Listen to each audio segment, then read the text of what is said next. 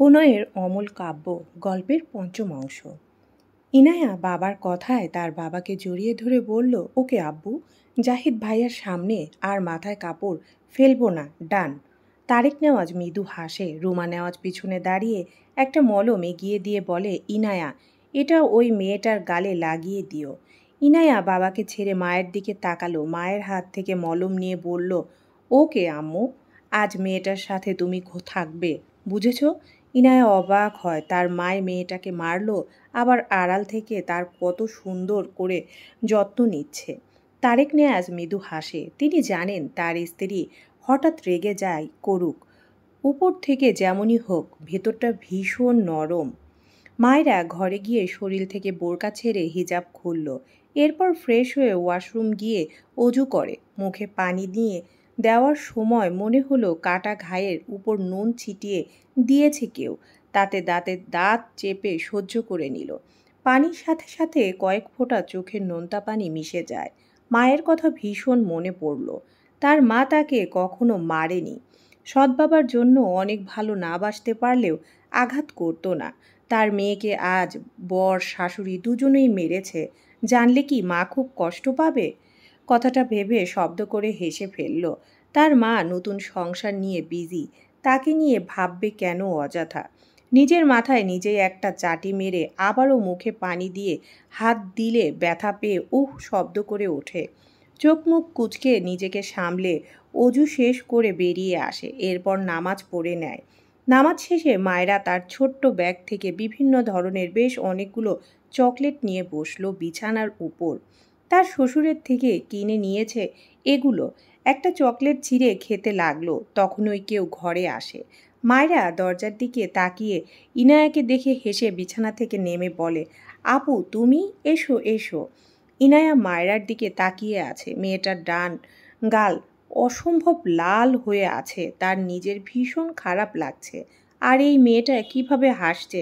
ইনায়া ভিতরে গিয়ে বলে, ভাবি তোমার গালে কি বেশি ব্যথা করছে? ইনায়া চকলেট আরেকটা বাইট দিয়ে ইনায়ার হাতটা ধরে বিছানায় বসিয়ে বলে, আরে আপু, এত ভাবছো কেন? এটা সেরে যাবে, চাপ নিও না। কিন্তু তুমি আমাকে ভাবি ভাবি ডাকছো কেন? আমি তো তোমার চেয়ে ছোট। ইনায়া মৃদু হেসে বলে, তুমি তো সম্পর্কে আমার ভাবি, ছোট হলেও কি? মায়েরা তার চকলেট থেকে অর্ধেকের বেশি চকলেট ইনায়ার দিকে এগিয়ে দিয়ে বলে, আপু খাওয়া স্টার্ট করো।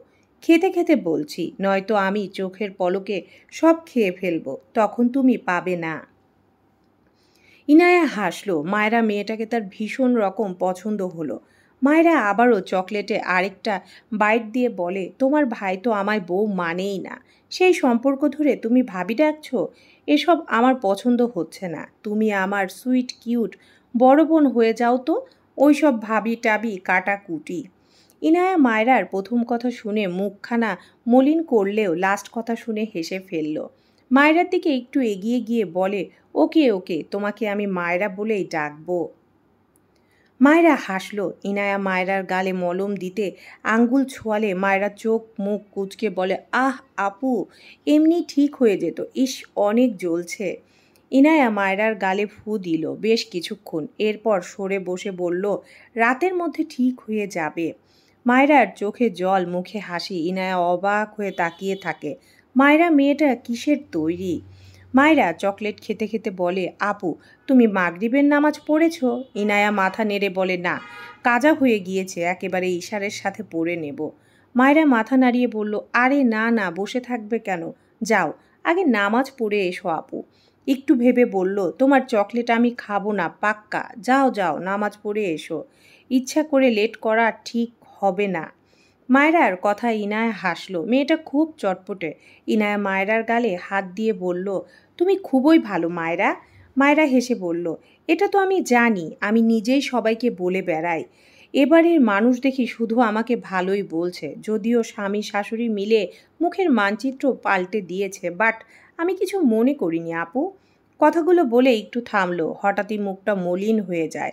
মৃদুস্বরে বলল, এখানে এসে তো আমি একটা বাবা পেয়েছি। তোমার বাবা খুবই ভালো আপু।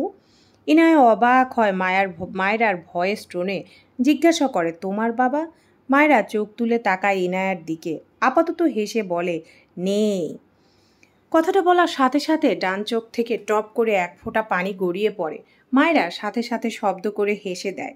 হাতের চকলেট রেখে দু হাতে চোখটা মুছে বলে, আপু তুমি নামাজ পড়ে নাও, যাও। ইনায়া বিস্ময়ে ভরা চাহনিতে তাকিয়ে আছে মায়রার দিকে। মায়রা ঠেলে ইনায়াকে ওয়াশরুমে পাঠায়। ইনায়া কথা বলার ভাষা হারিয়েছে। সে মায়রার মতো মানুষ সত্যি দেখেনি। মেয়েটা কষ্ট পাচ্ছে, চোখ দিয়ে পানিও ঝরছে, আবার হাসছে। ইনায়া ওয়াশরুমে গেলে মায়রা হাঁটু ভাঁজ করে বসে। কেন যেন ভীষণ খারাপ লাগছে। অনেকের বাবাই থাকে না, তাদের হয়তো এত কষ্ট হয় না, কিন্তু তার ভীষণ কষ্ট হয়। কারণ সে বাবাকে হারিয়ে নামের নতুন বাবা পেয়েছিল। ভেবেছিল সে নতুন বাবা তাকে আসল বাবার মতো আদর করবে। কিন্তু নতুন বাবা তো তার মাকেই তার থেকে কেড়ে নিল। মা আর তার মাঝে দূরত্ব তৈরি করে দিল। মায়রার চোখ থেকে পানি গড়িয়ে পড়ে। তার কাপড়ের ব্যাগ থেকে একটা ছোট্ট ডায়েরি আর একটা কলম বের করে। বিছানার উপর বসে ডায়েরি মেলে কলমের সাহায্যে একটা লাইন লেখে, আই মিস ইউ বাবা, মিস ইউ মা। ডায়েরি বন্ধ করে যথাস্থানে রেখে আবারও চকলেট খাওয়ায় মন দিল। এর মাঝে ইনায়া নামাজ পড়ে মায়রার পাশে এসে বসে। মায়রা হেসে বলে, আপু তোমার চকলেট ভালো লাগে? ইনায়া হেসে বলল, তোমার চেয়ে কম, তবে ফুচকা সবচেয়ে বেশি মজা লাগে। মায়রা লাফ দিয়ে উঠল। ইনায়া বুকে থুতু দেয়। মায়রা হেসে চকলেটগুলো রেখে বোরকা পড়তে পড়তে বলল, চলো চলো ফুচকা খেয়ে আসি। তুমি মনে করিয়ে দিলে, এখন ফুচকা না খেয়ে থাকলে আমার রাতে আর ঘুম আসবে না। ইনায়া চোখ বড় বড় করে তাকায়। তার ভাই জানলে আস্ত রাখবে না। যদি শোনে এই রাতে বাইরে গিয়েছে। ইনায়া দুই দিকে মাথা নাড়িয়ে বলল, না না মায়রা, রাতে বাইরে যাওয়া ভাইয়া একদম পছন্দ করে না, আমি যাব না। মায়রা হিজাব গলার সাথে ঝুলিয়ে ইনায়ার সামনে দাঁড়িয়ে বলল, আহা আপু তুমি এত ভয় পাও কেন? ভয়কে জয় করতে শেখো। আচ্ছা শোনো, তোমাকে আমি তোমার ওই জম ভাইয়ের থেকে প্রোটেক্ট করব। এইবার চলো। ইনায়া হা করে তাকিয়ে বলল, তুমি তো একটু আগেই থাপ্পড় খেলে ভাইয়ার হাতে, আবার? মায়রা হেসে বাম গাল এগিয়ে দিয়ে বলল, এইটা দেখো, আমার এই গাল একদম ভালো আছে। আবার মারলে না হয় এই গালটা পেতে দেব। তোমাকে মারতে পারবে না। তাছাড়া ফুচকার জন্য একটা থাপ্পড় খাওয়াই যায়। আপু চলো না যাই প্লিজ। ইনায়া মায়রার দিকে তাকালো। তার মনে প্রশ্ন উকি দেয়, আচ্ছা এই মেয়ের কি মন খারাপ হয় না? তার মা আর ভাইয়ের হাতের মার খেয়ে ভাইয়ের অমন শক্ত কথা শুনেও দিব্যি ভালো আছে। ইনায়া না করলো না। কেন যেন তার নিজেরই খারাপ লাগছে মায়রার জন্য। মায়রার এই হাসিটুকু কাটতে চাইল না, তাই রাজি হলো। মায়রা হিসাব বেঁধে বাইরে যেতে যেতে বলল, আপু তুমি রেডি হয়ে এসো, আমি বাবাকে ডেকে আনি, কেমন? ইনায়া দ্রুত মায়রার হাত ধরে আটকে দেয়। মায়রা বাবাকে বলো না, বাবা যেতে দিবে না। আসলে রাতের বেলা মেয়েদের বাইরে যাওয়া এটা কেউ পছন্দ করে না। মায়রা মন খারাপ করে বলল, ও কিন্তু আমি তো বের হতাম। তাহলে চলো, আমি তুমি যাই। আচ্ছা তোমার সেই খালাতো বোনকে সাথে নিয়ে চলো, 3 বান্ধবী গেলে অনেক ভালো হবে। ইনায়া হেসে বলল, আচ্ছা আমি লুকিয়ে রেডি হয়ে আসছি, তুমি 2 মিনিট দাঁড়াও। মায়রা আর ইনায়া বাসা থেকে বের হয়েছে। ইনায়া তার খালাতো বোন জাহারাকে বলেছিল, কিন্তু জাহারা যখন শুনেছে মায়রা যাবে তখন আর কিছুতেই রাজি হয়নি। ইনায়া বুঝতে পারছে না জাহারার এমন করার কারণ। মায়রা ইনায়ার ফুটপাতের একটা দোকানের সামনে দাঁড়িয়ে আছে। ইনায়া রেস্টুরেন্টে যেতে চেয়েছিল, কিন্তু মায়রা বলেছে এখান থেকে খেতে বেশি মজা লাগে। ইনায়ার রাস্তার পাশে এভাবে কখনো খাওয়া হয়নি। তার বাবা নয়তো ভাই সবসময় রেস্টুরেন্টে নিয়ে গিয়েছে। মায়রাও ফুচকাওয়ালাকে 4 প্লেট ফুচকা দিতে বলে। আশেপাশে তাকালো। তার থেকে কিছুটা দূরে চেনা কাউকে দেখলো যেন। 2 হাতে চোখ ডলে আবারও সামনে তাকালো। না, ভুল মনে হচ্ছে না তো? সে কি লোকটার থাপ্পড় খেয়ে ক্রাশ খেয়ে এখন সবাইকে নিজের স্বামী রূপে দেখছে? নাকি শুধু একজন নয়, পাশে আরেকজনকেও পরিচিত ঠেকলো। মায়রা ইনায়াকে ডেকে বলল, আপুর সামনে ওরা কারা? ইনায়া আশেপাশে তাকিয়ে দেখলো এটা ওটা। মায়রার কথায় সামনে তাকালে তার চোখ বড় বড় হয়ে যায়। বিড়বিড় করে বলে, ভাইয়া। মায়রা বুঝতে পারল তার চোখের ভুল নয়, সে ক্রাশ ফ্রাশ খায়নি। যদি তাকে থাপ্পড় না মারত আর চুলগুলো সাইজ করত আর তাকে সারাদিন বউ বউ বলে ডাকতো, তখন না হয় ক্রাশ খাওয়া যেত, কিন্তু এমন ছেলের উপর সে ক্রাশ খাবে কেন? ছ্যা, তার রুচি বহুত ভালো। ভাবনার মাঝে কারো শক্ত কণ্ঠে মায়রার ধ্যান ভাঙে। এখানে কি করছিস? ইনায়া আমতা আমতা করছে, কি বলবে বুঝতে পারছে না। শুদ্ধ ভুরু কুচকে মায়রার দিকে একবার তাকায়, আরেকবার ইনায়ার দিকে। ইনায়াকে বলে, এই মেয়ে তোর কে হয়? ইনায়া কাপা কাপা কণ্ঠে উত্তর দেয়, ভাবি। শুদ্ধ অবাক হয়, এই মেয়েটা ইনায়ার ভাবি? মানে ইরফানের বউ? অদ্ভুতভাবে বলে ওঠে, হোয়াট? ইরফান ইনায়ার হাত ধরে টেনে গাড়ির দিকে নিয়ে যেতে থাকে। মায়েরা হতভম্ব হয়ে পেছন পেছন যেতে যেতে বলে, আরে আপুকে ছাড়ুন, আমাদের ফুচকা খাওয়া হয়নি তো। ইরফান ইনায়ার দিকে তাকিয়ে বলে, গাড়িতে ওঠ। ইনায়া ভাইয়ের দিকে তাকিয়ে ভীত কণ্ঠে বলে, ভাইয়া সরি। মায়েরাকে কিছু বলো না। ইরফান থমকে বলে, গাড়িতে উঠতে বলেছি। ইনায়া একবার তাকায় মায়রার দিকে। ইরফান আবারও ধমকে বলে, থাপ্পড় খেতে না চাইলে এখনই গাড়িতে ওঠ। পাশ থেকে শুদ্ধ বলে, আহ ইরফান বাদ দে, দুটোই বাচ্চা, বকিস না। মায়রা শুদ্ধর দিকে তাকিয়ে বলে, আপনার মতো এত ভালো মানুষের কপালে এমন অসভ্য বন্ধু জুটল কিভাবে ভাইয়া? সামান্য ফুচকাই তো খেতে এসেছি, দেখছেন কেমন করছেন। মায়রার কথায় শুদ্ধ চোখ বড় বড় করে তাকায়, বিড়বিড় করে বলে, যা হয়ে গেল, ইঞ্জিন গরম হওয়ার তেল দেওয়া শেষ। ইরফান দাঁতে দাঁত চেপে মায়রার দিকে চেয়ে আছে। মায়রা ইরফানের দৃষ্টিতে ভয় পায়। ঢোক গিলে আমতা আমতা করে বলল, দেখুন আমি আপনাকে ভয় পাই না, এভাবে তাকাবেন না। বিড়বিড় করে বলে, ইস, ভয় পাচ্ছি কেন? কথাটা পাশ থেকে শুদ্ধ শুনে ফেলেছে। মুখ লুকিয়ে একটু হাসলো। এই মেয়েকে তো রেস্টুরেন্টে দেখে আসলো খানিক আগে। কারেন্টের মতো দৌড় এর। ইরফান এগিয়ে এসে মায়রার হাত শক্ত করে চেপে ধরে। মায়রা হাতে ব্যথা পায়। ইরফানের হাত অপর হাত ধরে বলে, ইস, আমার হাত খুলে গেল, হাত ছাড়ুন আমার। ইরফান টেনে মায়রাকে ফুচকার দোকানের সামনে নিয়ে দাঁড়ায়। হাত ছাড়ে না। মায়রা অপর হাতে এত চেষ্টা করলো হাত ছাড়ানোর, ব্যর্থ। এদিকে ইনায়া গাড়ির ভেতর থেকে বেরোতে নিলে শুদ্ধ ধমকে বলে, রাতে বাইরে বেরিয়েছিস কেন? ইনায়া ফুপাতো ভাইয়ের ধমকে মিনমিন করে বলে, ফুচকা খেতে। শুদ্ধ রেগে বলে, তুই কি পাগল? রাতের বেলায় একা একা দুটো মেয়ে বেরিয়েছিস? এই মেয়ে তো বাচ্চা, তোর মাথায় কি গোবর ছাড়া কিছুই নেই? ইনায়া রেগে তাকালো শুদ্ধর দিকে। শুদ্ধ পাল্টা চোখ গরম করে তাকিয়ে বলে, আমাকে চোখ রাঙাচ্ছিস? তোর ভাই যে থাপ্পড় তার বোনকে দিতে পারেনি, সেটা আমি পূর্ণ করব এবার। বেয়াদব, সেন্স নেই? যদি কিছু হতো।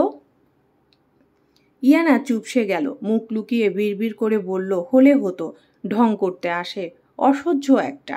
মনে হয় ফিডার খাই আমরা। শুদ্ধ কথাটা শুনতে পেয়ে খানিকটা ঝুঁকে গাড়ির জানালায় ডান হাত ঠেকিয়ে গম্ভীর গলায় বলে, বেশি মিস করলে ফিডার কিনে দিয়ে চল। ইনায়া কটমট চোখে তাকালো শুদ্ধর দিকে। শুদ্ধ গম্ভীর চোখে ইনায়ার দিকে তাকিয়ে আছে। হাত বাড়িয়ে ইনায়ার কপালে একটা টুকা দিয়ে বলল, চোখ নামা। আর একবার এভাবে তাকালে ডিরেক্ট গালে থাপ্পড় পড়বে।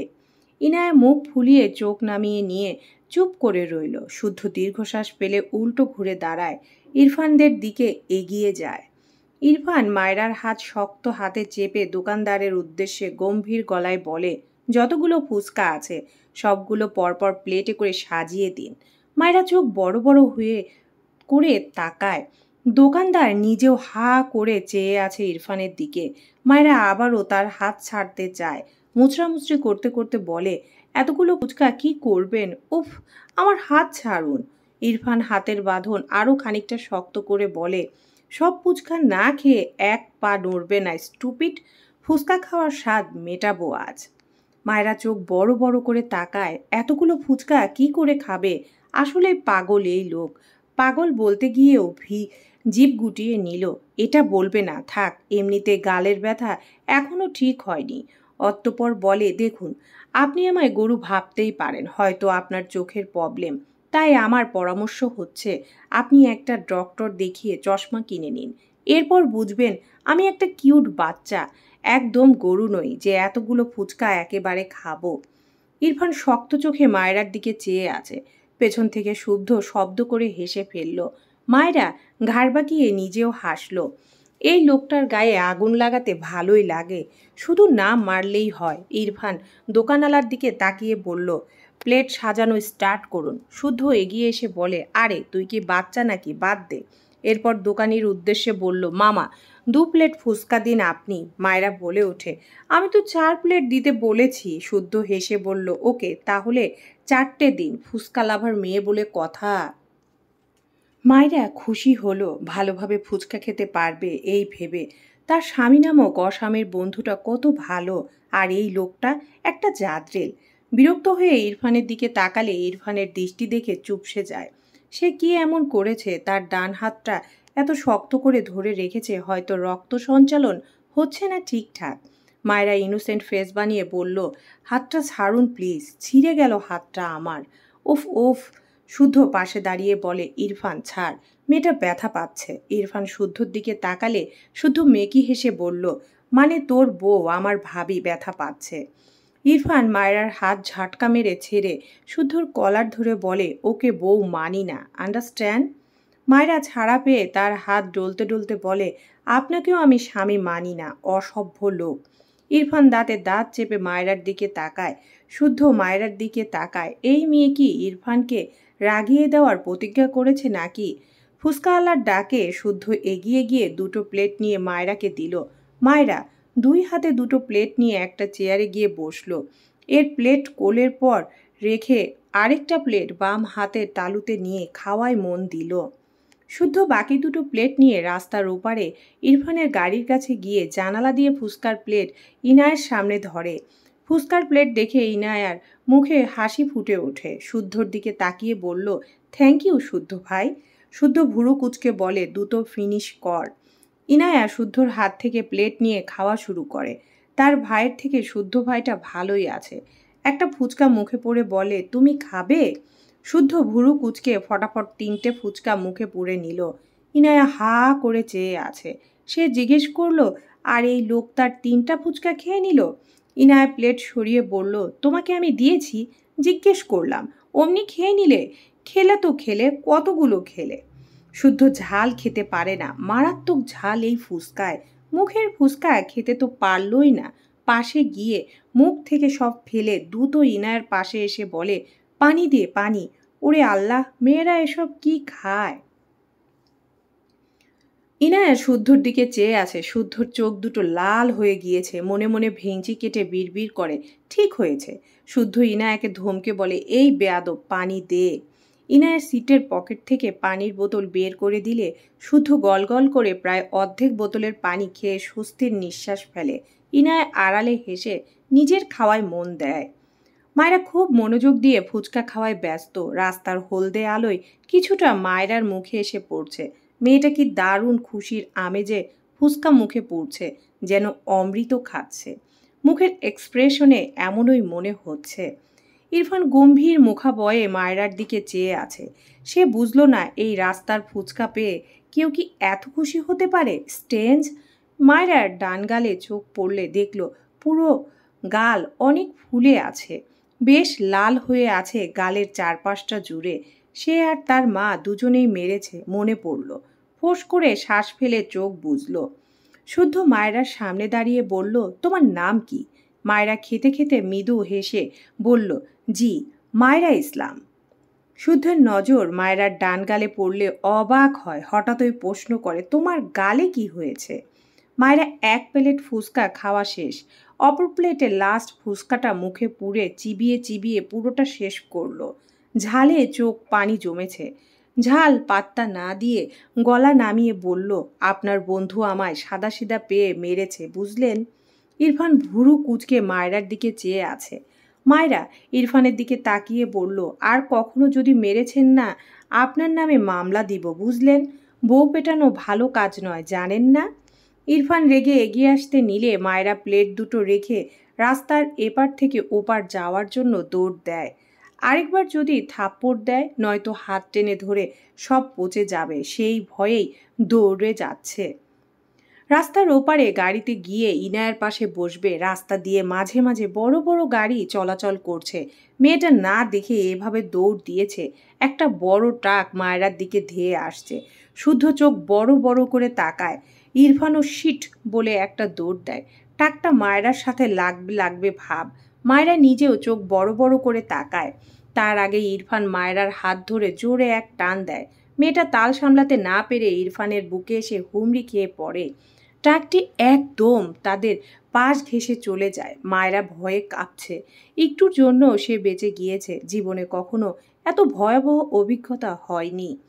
ইরফান মায়রাকে ঝটকা মেরে সরিয়ে সেখানে কষিয়ে ডান গালে একটা থাপ্পড় মেরে দেয়। মায়রা কয়েক পা পিছিয়ে যায়। কাটা গায়ে নুনের ছিটা দিলে যেমন হয় তেমনি মায়রার গালে অসহ্য যন্ত্রণা হলো।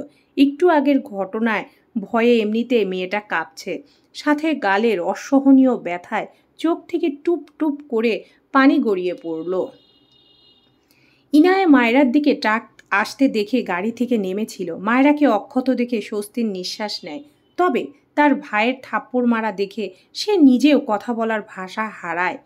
দুটো পায়ে এসে দাঁড়ায় মায়রার পাশে। শুদ্ধ ইরফানের পাশে এসে দাঁড়ায়। কি বলবে বুঝতে পারছে না।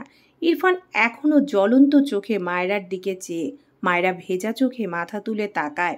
কাঁদতে কাঁদতে বলে, অসভ্য লোক, এই আপনার হাত ব্যথা করে না? আমার গালটা সরকারি পেয়েছেন? শুধু মারছে তো মারছেই। অমন লোহার হাত দিয়ে এই নরম গালে মারতে একটুও মায়া করে না, না? পাষাণ লোক। ইরফান আবারও তেড়ে যেতে নিলে মায়েরা ভয়ে নিজেকে গুটিয়ে নেয়। শুদ্ধ ইরফানকে টেনে ধরে ইনায়ার দিকে তাকিয়ে বলে, গাড়িতে গিয়ে বস। ইনায়া মায়রাকে নিয়ে ওপারে গিয়ে গাড়িতে উঠে বসে। মায়রা গাড়িতে বসে চোখে জল নিয়ে মৃদু হেসে বলে, আপু তুমি ফুচকা খেয়েছো? ইনায়া শান্ত চোখে মায়রার দিকে তাকায়। মেয়েটার গাল থেকে কিছুটা রক্ত বেরিয়েছে। ইনায়ার খুব খারাপ লাগলো। তার ভাই মেয়েটাকে বারবার এভাবে মারছে কেন? বোন হিসেবে তার নিজেরই গিল্টি ফিল হচ্ছে। মায়রা চোখ মুছে বলল, আপু মন খারাপ করছো? আমি তোমার সাথে বসে খাইনি বলে? তোমার জাদ্রেল ভাই বুঝলে, তাই কথা না বাড়িয়ে ওখানে বসেই খেয়েছি। আরেকদিন তুমি আর আমি একসাথে খাবো, আচ্ছা? ইনায়া কিছুই বলল না। এই মেয়েকে তার রোবট লাগছে। মায়েরা অনেকবার ডাকলো।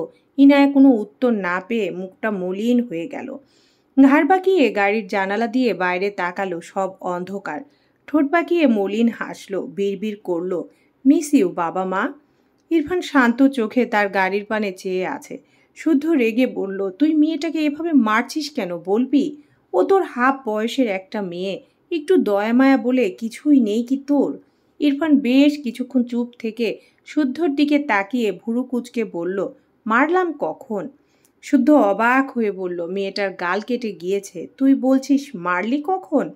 ইরফান নির্লিপ্ত কণ্ঠে বলে, বাঁচিয়ে শাস্তি দিয়েছি। স্টুপিডদের এভাবে শায়েস্তা করতে হয়। আরেকটা গাল অক্ষত আছে, এর জন্য শুকরিয়া কর। শুদ্ধ অদ্ভুতভাবে তাকালো ইরফানের দিকে। ইরফান তো এমন নয়। শুধুমাত্র রেগে কখনো এভাবে মারার মানুষ ইরফান নয়। রাগ বেশি ঠিক আছে, কিন্তু এভাবে ধূপধাপ মারার স্বভাব তো ইরফানের নেই। তার কলার ধরা পর্যন্তই সীমাবদ্ধ থাকে। সেখানে ওই বাচ্চা মেয়েটাকে মেরে দিচ্ছে। শুদ্ধ ভুরো কুচকে জিজ্ঞেস করে, দেখ, যদি একেবারে মেয়েটাকে মানতে না পারিস তবে ডিভোর্স দিয়ে দে। এভাবে ধূপধাপ মারিস না। শুনেছি মেয়েটার বাবা নেই। এত কম বয়সে বিয়ে দেওয়ার পর তুই এরকম বিহেভ করছিস। মামা কাজটা একদম ঠিক করেনি। তুই কেমন জানেই। এরপরও এভাবে বিয়ে দেওয়াটা সত্যি খারাপ হয়েছে। যাকগে, আমি তোদের ডিভোর্সের ব্যবস্থা করছি। ইরফান শুদ্ধের কলার ধরে দাঁতে দাঁত চেপে বলল, আমার ব্যাপারে নাক গলাতে বলেছি তোকে? শুদ্ধ অদ্ভুতভাবে তাকালো ইরফানের দিকে। সে তো ভালো কথাই বলছে, এর আবার কি হলো? চোখ ছোট ছোট করে বলল, তোর তো উপকার করতে চাইছি। ইরফান কিছু বলল না। শুদ্ধর কলার ছেড়ে গটগট পায়ে এগিয়ে গেল গাড়ির দিকে। শুদ্ধ চিন্তিত বদনে ইরফানের পায়ে চেয়ে গাল চুলকালো। ইরফানের হাবভাবটা কি? এই বলছে বউ মানে না, আবার ধূপধাপ মেরে দিচ্ছে। ডিভোর্স করাতে চাইলে নাক গলাতে নিষেধ করছে। কি আজব পাবলিক! এক মানুষ অথচ ক্যারেক্টার কতগুলো। চলবে ইনশাআল্লাহ।